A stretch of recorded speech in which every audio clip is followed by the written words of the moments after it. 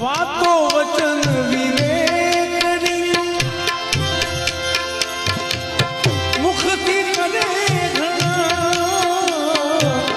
વાતો વચન વિવેકની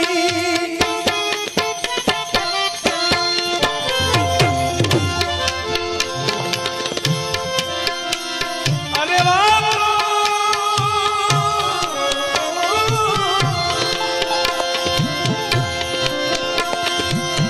વાતો વચન વિવેકની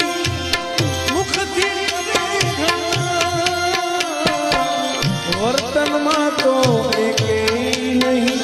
એની વાણી થઈ ભલા